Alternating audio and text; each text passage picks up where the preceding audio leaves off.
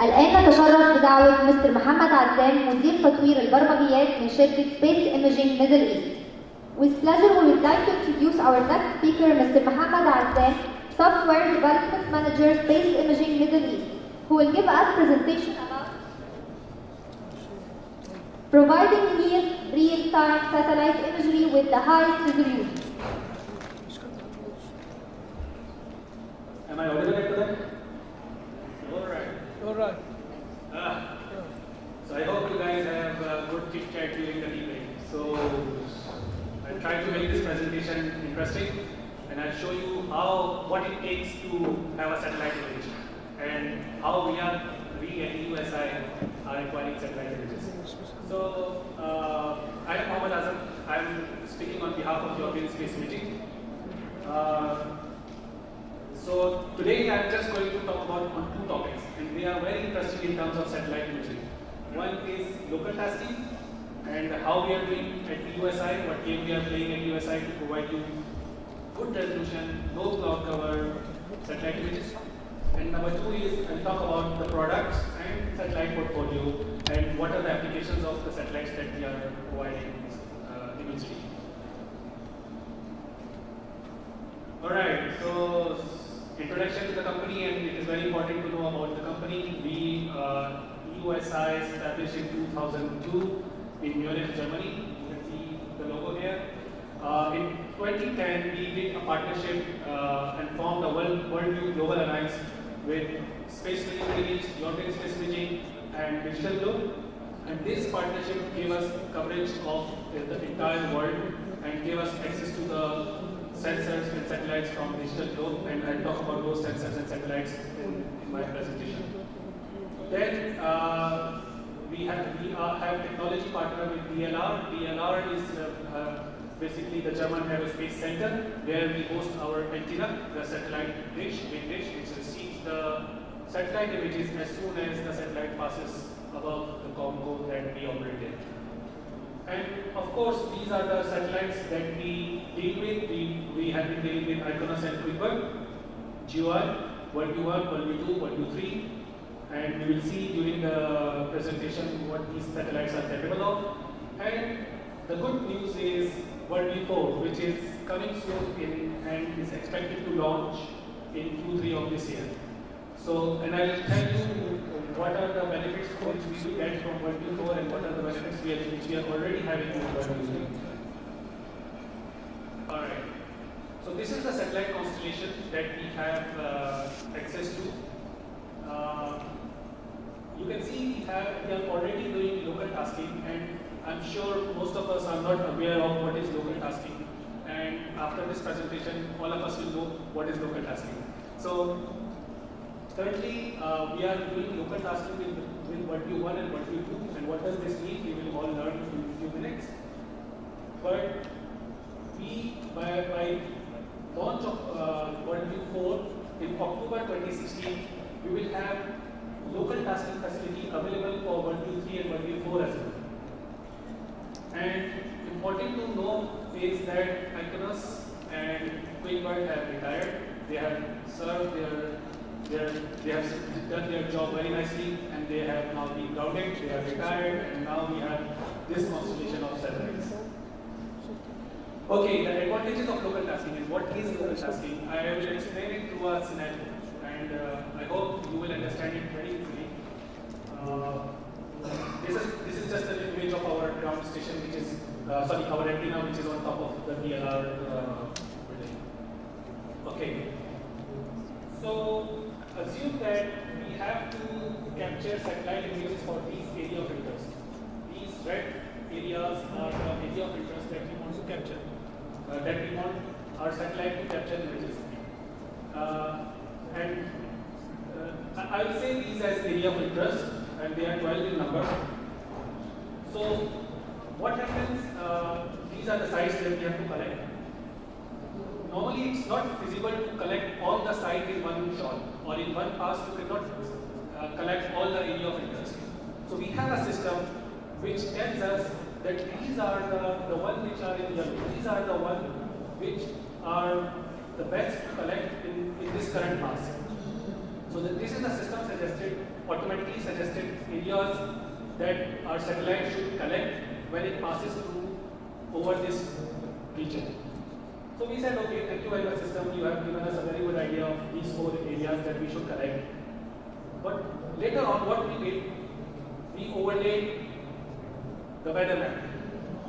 And the weather map that we use is like, it's not the normal weather map, it's a real-time weather map which is updated after every 15 minutes. And this weather map gave us some indications. Oh, you see some clouds are coming from here, some clouds are coming from here, and some clouds are already here. So we don't know whether when our satellite, this is the situation just 3 hours prior to the satellite pass. Satellite pass means just 3 hours before the satellite is on top of this area of interest to capture. This is the situation of the clouds. So this is alarming. What should we do? So we say, okay, let's, before 2.5 hours prior to the pass, we decided not to capture this one, but to capture this one, because this one is very rare to cloud, and this could be cloudy. So we shifted or we moved our plan, which was given us by the very generous system, and we said no, collect this area. Similarly, we did this one, and we said no, collect this area. So this is called local tasking, and we have the ability to control the satellite what to task when it passes over the COM. And because we have a local ground station, and we have we actually can task the satellite. So now the game goes on. We keep on moving the area of interest. This is the situation before 2 hours prior to the pass, and the game goes on. Then this is 1.5 hours prior to the pass. We keep on changing the area so that we capture the image which is cloud free. We don't want to give any image which has more than 10% cloud. So local tasking gives us this ability to change the area of interest on the fly. So we keep on changing the area of interest. This is 1 hour before the satellite comes and captures the image. And this is just 0.5 hour, half an hour before the satellite comes and captures the image. And now you see, we have totally different set of regions that we want our satellite to collect. The system gave us a totally different set of regions, but because of our local tasking ability, we can change, and we have now a totally different, and this is manually scheduled images. So if we do not have local tasking facility, and if we only rely on the system, which initially gave us to collect these 4 areas, you will see all of them would have like more than 100%, more than 80 to 90% cloud cover. So all our images would be cloud. But fortunately, we have local tasking, and we were able to change on the fly the areas that we have to collect. So the images that we captured, that we acquired on this pass, are all cloud free. So this is called local tasking ability that we have for WorldView 2 and WorldView 1 and WorldView 2, and hopefully we'll have by October WorldView 3 and WorldView 4. So the image that we provide through EOSR is like 90% cloud free. And most of the cases, because Europe has too much cloud, and you all are aware that it's mostly cloudy, so it's always a challenging task to find your areas which are cloudy. So because of manual scheduling, we were able to get the best images.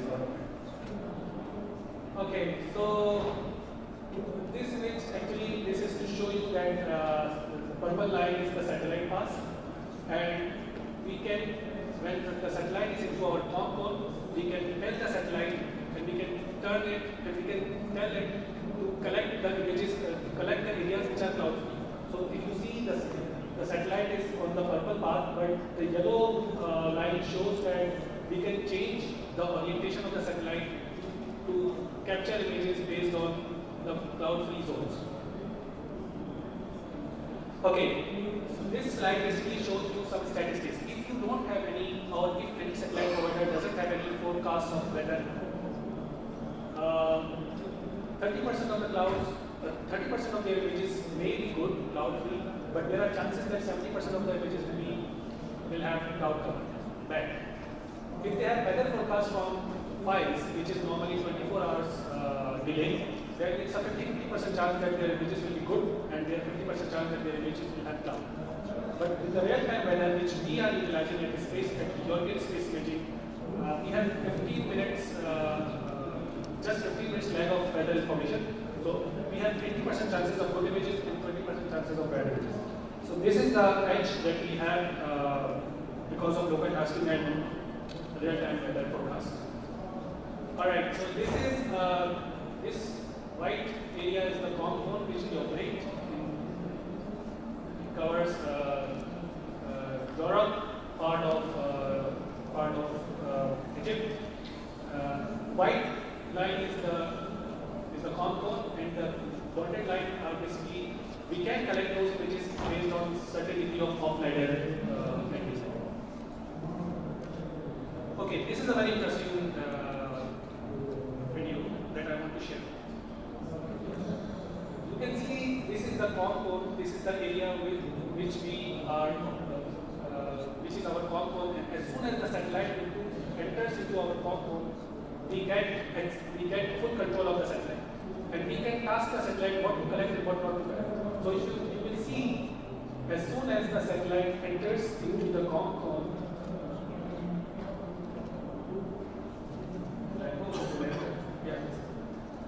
as soon as the satellite enters into the compound, it has a direct link with our ground station.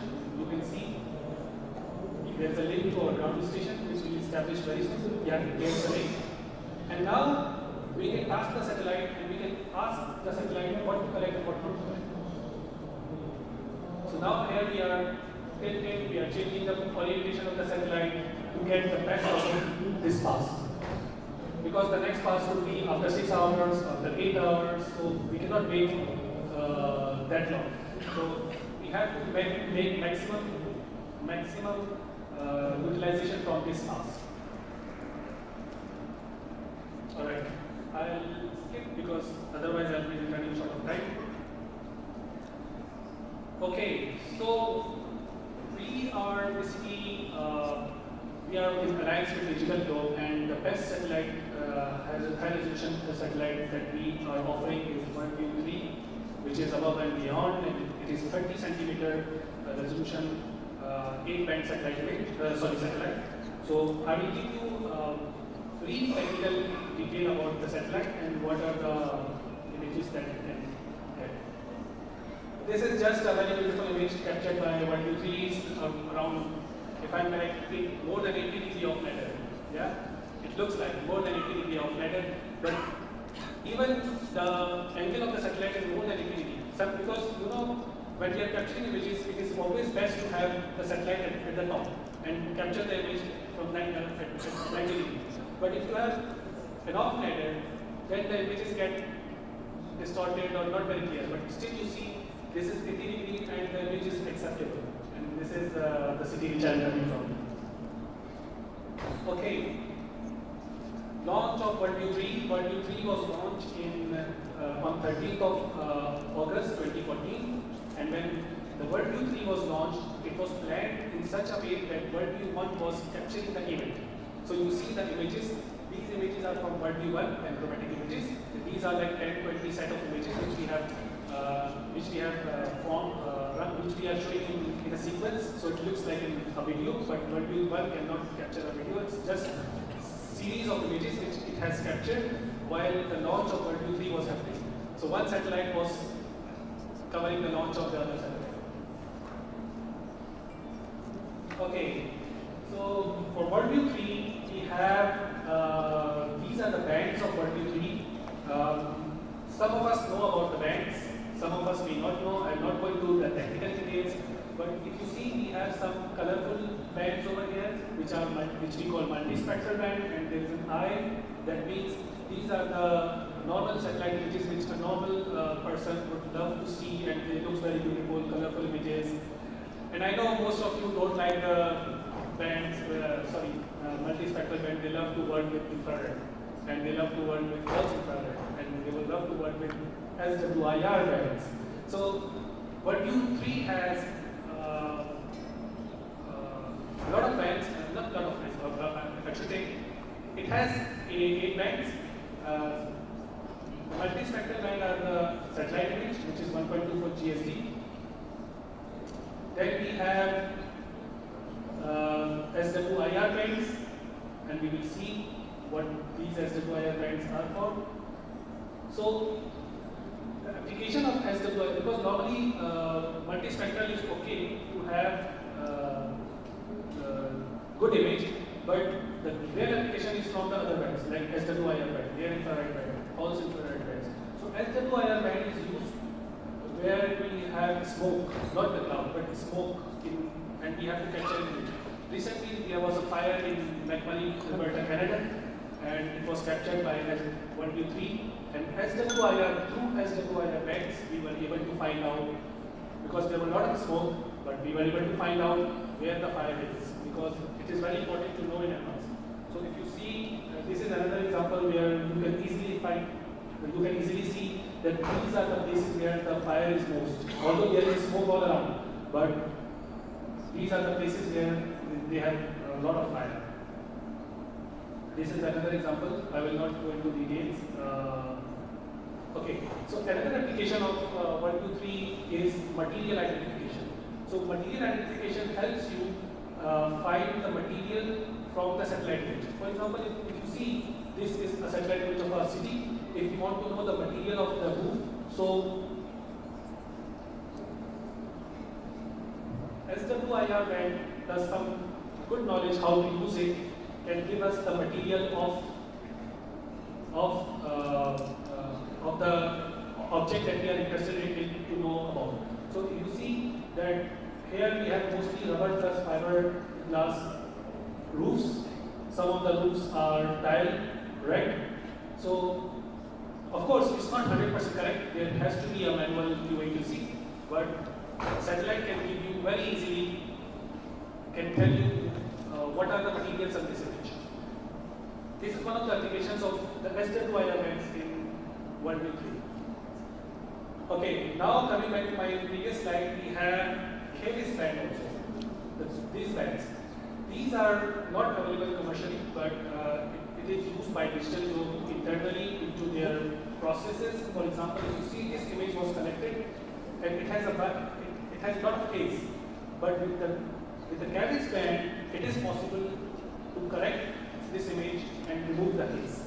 So you can see the difference because of the bands that 123 offers, you can easily do the correction. Okay, so 123 in a nutshell, it's a 21 centimeter, it has span, multispectral, SWIR, and KVIS band. We have seen all these bands, and it has a positional accuracy of 3.5 meter. So what are the products we can get from the satellite? One of the products that we offer through Digital Globe is the base map. So you all might be aware of the Google base map, History base map, and now Digital Globe is also coming with a base map. So if you want, you can have a subscription-based base map with Digital Globe, and you will get up-to-date imagery for your area, and based on your resolution can be based on your request. You may say, I want to subscribe for 50 centimeter satellite image. I want to subscribe for 30 centimeter satellite image, and based on your request, your resolution requirement, Digital Globe will give you a base map as WMS, which you can overlay in ArcGIS, which you can overlay in your GIS applications.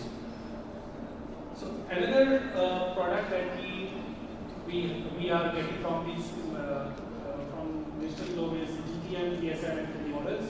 DTM is terrain model, digital terrain model, everything on the terrain, bare terrain, apart from trees, the buildings. The DSM includes buildings and trees, and then we have 3D modeling. So this is the difference between DTM and DTM. That DTM is basically your bare earth, mountains, any hills, everything which is part of the earth. But DSM is the artifacts like trees, buildings, and other structures which are on top of the earth. So this is the difference between DTM, digital terrain model, and digital surface model. And Digital Globe is providing digital elevation models as a product. So if you see, this is DTM, and we have the ability to, on the fly, calculate DSM. So if you see, these are the buildings which are actually extracted from the DTM. So this is, the colorful one is DSM and this one is DTM. I'll skip this slide because otherwise I'll run short of time. We have last product that I want to explain is from Riken. Riken has recently jointly ventured with Digital Globe and Your Business Imaging. And when they did this ventureship, they got full access to Digital Globe archive. And Digital Globe has archived with millions and millions of images. And it's like more than 20 years of archive. So they have, what they have done, they have done a joint venture with Digital Globe, and they have got access to the entire archive, and now they are doing processing over the satellite images and creating 3D models from the satellite images. This sounds really interesting because normally when you are having DTM, DSM or satellite or 3D models, you need to have an aerial image to have very good accuracy of 3D modeling. But they are doing a pretty good job. They are creating 3D surface models from satellite images, which is a very good point to note.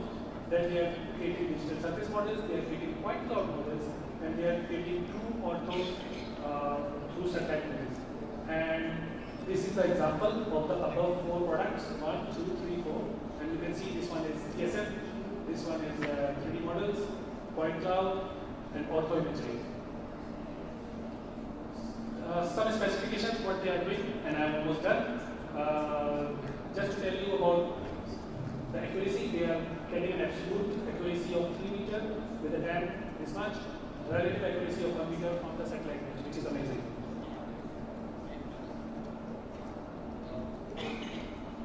Alright, just few differences between Iconos image, 1:2 image, and here we go, 1:3 image. You can see the difference, the sharpness, you can even read the number 602, 601. So this is the quality of 30 centimeter image which we are talking about. You cannot read what is written over here in this image, and even this is so blurred that, okay, hardly the aeroplane is identified. But here it's very sharp, you can even read. This is another example where you can even tell what model the car is. For example, this is a van, this is a mini, this is a SUV, etc. etc. Another image from 1:3. And yes, we are waiting for the launch of 1:4 in Q4 of this year. And hopefully this has similar specs to 1:1, sorry, 1:3, but it has 4 bands, band plus RGB and infrared. Accuracy is same, positional accuracy is 3 meters, and it will be placed in the same orbit as 1:3. So the things which, because of competition, 1:3 is not able to acquire, 1:4 will help 1:3 to acquire those images. So this is the conclusion. Thank you very much. And if you have any questions, I'm here available throughout the day. Feel free to contact me. Thank you very much.